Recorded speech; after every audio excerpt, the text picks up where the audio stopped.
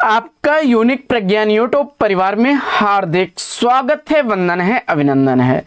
प्यारे साथियों, अगर आप टीएसटी पीएचडी जैसी प्रोक्ता LT grade UGC net JRF आदि विभिन्न प्रतियोगी परीक्षाओं की तैयारी कर रहे हैं तो आप बिल्कुल सही प्लेटफॉर्म पर हैं, क्योंकि सुबह के 5 बज चुके हैं और मैं प्रश्नोत्तरी 50 लेकर के प्रज्ञान सर आपके बीच उपस्थित हूं। और जैसा कि आप जानते हैं साथियों, प्रश्नोत्तरी 50 का मुख्य उद्देश्य है आपके अध्ययन का आपको रिवीजन कराना, और वन लाइनर शैली में इतने कम समय में 50 प्रश्नों का रिवीजन आपको प्रतिदिन कराया जाता है कि अगर इस सीरीज से आप नियमित जुड़े रहेंगे तो आपकी तैयारी पहले से बेहतर हो जाएगी, ऐसा मुझे विश्वास है।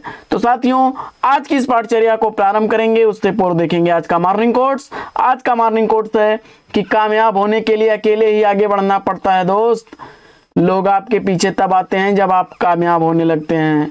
तो जीवन में अगर सफल होना चाहते हैं तो इसके लिए आपको अकेले ही श्रम और संघर्ष करना होगा, और सफलता मिलने के बाद तो सारे लोग आपके साथ होंगे। तो साथियों, इसी मॉर्निंग कोट्स के साथ प्रारंभ करते हैं शायद प्रश्नोत्तरी 50 और देखते हैं प्रश्नोत्तरी 50 का पहला प्रश्न। अधिकार खोकर बैठना यह महादुष्कर्म है, अन्यायार्थ अपने बंधु को भी दंड देना धर्म है। इस पंक्ति के रचनाकार कौन है? तो जवाब हो जाएगा मैथिली शरण गुप्त।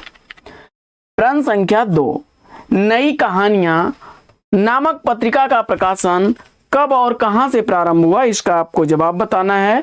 और इस प्रश्न का जवाब आपने अगर दिया दिल्ली से प्रकाशित होने वाली यह पत्रिका 1960 ईस्वी में प्रकाशित होना प्रारंभ हुई थी, जिसके संपादक थे भैरव प्रसाद गुप्त। अगला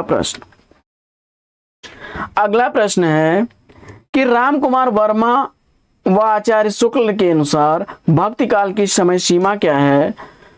तो राम कुमार वर्मा और शुक्ल के अनुसार भक्ति काल की समय सीमा जो है वह सन 1318 से 1643 ईस्वी यानी संवत विक्रमी संवत 1375 से 1700 विक्रमी संवत तक है। अगला प्रश्न है कि हंस जवाहिर के रचयिता कौन है? हंस जवाहिर का रचनाकार आपने कासिम शाह को चुना, तो बिल्कुल सही जवाब। और 1736 ईस्वी इस कृति का रचना काल है। अगला प्रश्न है कि चौपट चपेट नाटक के नाटककार कौन है? तो चौपट चपेट नाटक किशोरीलाल गोस्वामी द्वारा लिखा गया नाटक है। अगला प्रश्न है कि खरगोश के सिंह हास्य व्यंग निबंध के लेखक कौन है? तो खरगोश के सिंह हास्य व्यंग निबंध प्रभाकर माचवे द्वारा लिखा गया 1951 ईस्वी का प्रकाशित निबंध है। अगला प्रश्न है कि परमाणु का निबंधन ही निबंध है, यह कथन किसका है? तो जवाब हो जाएगा आचार्य हजारी प्रसाद द्विवेदी जी का। अगला साथियों कि मनोरंजन के कई और साधन निकल आएंगे तभी व्यभिचार घटेगा, यह कथन किसका है? तो जवाब हो जाएगा नागार्जुन का। अगला प्रश्न है कि साहित्य लहरी में दृष्टिकूट पदों की संख्या कितनी है? तो साहित्य लहरी में दृष्टिकूट पदों की संख्या 118 है।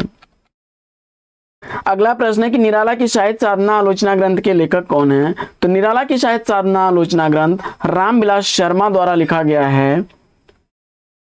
अगला प्रश्न, किस आलोचक ने आलोचना को मनोविज्ञान की शाखा कहा है? तो जवाब हो जाएगा पाश्चात्य विद्वान रिचर्ड्स ने। अगला प्रश्न है कि हमारे आराध्य संस्मरण के लेखक कौन है? तो हमारे आराध्य संस्मरण बनारसीदास चतुर्वेदी द्वारा लिखा गया 1952 ईस्वी का प्रकाशित संस्मरण है। अगला प्रश्न है कि महावीर प्रसाद द्विवेदी के निबंधों को बातों का संग्रह किसने कहा है? तो जवाब हो जाएगा आचार्य रामचंद्र शुक्ल ने।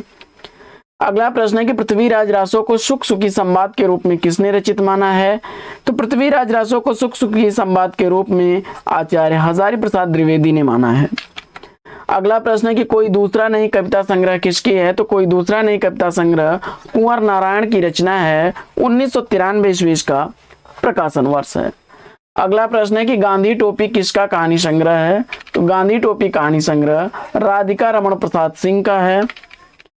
अगला प्रश्न है कि पृथ्वीराज रासों में कितने छंदों का प्रयोग किया गया है? तो पृथ्वीराज रासों में छंदों की संख्या है 65। अगला प्रश्न है कि सबसे बड़ा सिपहिया के रचनाकार कौन है? तो सबसे बड़ा सिपहिया वीरेंद्र जैन की रचना है। अगला प्रश्न है कि पृथ्वीराज रासो को राजनीति की महाकाव्यात्मक त्रासदी किसने कहा है? तो पृथ्वीराज रासो को राजनीति की महाकाव्यात्मक त्रासदी कहने वाले डॉक्टर बच्चन सिंह हैं। अगला प्रश्न है कि सूरदासकृत सूर सागर का उपजीव्य ग्रंथ कौन सा है? तो जवाब हो जाएगा भागवत पुराण का 10वां स्कंद। अगला प्रश्न है कि अमन राग किसकी रचना है? तो अमन राग शमशेर बहादुर सिंह की रचना है। 1952 ईस्वी का प्रकाशन वर्ष है। अगला प्रश्न है कि अनुमानवाद किसके द्वारा प्रतिपादित सिद्धांत है? तो अनुमानवाद महिम भट्ट द्वारा प्रतिपादित सिद्धांत है। अगला प्रश्न, तुलसीदास को हिंदी का धर्मध्वज किसने कहा है? तुलसीदास को हिंदी का धर्मध्वज चतुरसेन शास्त्री ने कहा है। अगला प्रश्न है, कुरुक्षेत्र के प्रथम सर्ग का प्रारंभ किस पंक्ति से होता है? तो जवाब हो जाएगा रामधारी सिंह दिनकर द्वारा लिखा गया कुरुक्षेत्र, जिसका प्रथम सर्ग प्रारंभ होता है वह कौन रोता है वहां से। अगला प्रश्न है कि छायावादी काव्य में भारतीय परंपरा के तत्वों का समावेश हुआ है या किस समीक्षक ने कहा है? छायावादी काव्य में भारतीय परंपरा के तत्वों का समावेश हुआ है, यह कथन है डॉक्टर नगेंद्र का। अगला प्रश्न है साथियों कि साधु न चले जमात यात्रा साहित्य के लेखक कौन है?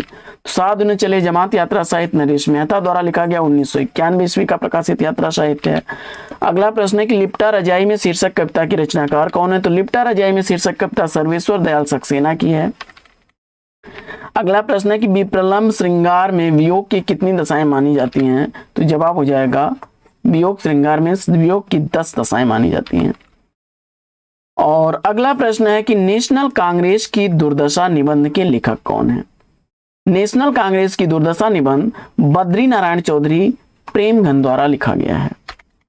अगला प्रश्न है कि विद्यापति के गुरु का नाम क्या था? तो विद्यापति के गुरु पंडित हरि मिश्र थे। अगला प्रश्न है कि चीप की दावत, अमृतसर आ गया किसकी प्रतिनिधि कहानियां हैं? तो चीप की दावत और अमृतसर आ गया भीष्म साहनी की प्रतिनिधि कवि भीष्म साहनी की कहानियां हैं। अगला प्रश्न है कि कल्पलता, विचार और प्रवाह निबंध संग्रह के लेखक कौन है? तो विचार प्रवाह और कल्पलता दोनों ही आचार्य हजारी प्रसाद द्विवेदी द्वारा लिखे गए निबंध हैं।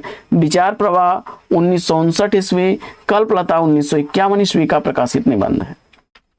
अगला प्रश्न है कि कविता को किसने मनुष्य के व्यक्तित्व का प्रकाशन कहा है? तो कविता को मनुष्य के व्यक्तित्व का प्रकाशन कहने वाले रविन्द्रनाथ टैगोर हैं। अगला प्रश्न है कि तुलसी आधुनिक वातायन से किसकी समीक्षात्मक कृति है? तो जवाब हो जाएगा रमेश कुंतल मेघ की 1973 ईस्वी का प्रकाशन वर्ष है। अगला प्रश्न है कि राम रक्षा स्तोत्र रचना के रचनाकार कौन है? तो जवाब हो जाएगा रामानंद। अगला प्रश्न है कि भोजपुरी बोली की उत्पत्ति किस अपभ्रंश से हुई है? तो भोजपुरी बोली की उत्पत्ति मागधी अपभ्रंश से हुई है। प्रश्न संख्या 37 है कि रस गंधर्व नाटक के नाटककार कौन है? तो रस गंधर्व नाटक मणिमधुकर द्वारा लिखा गया नाटक है।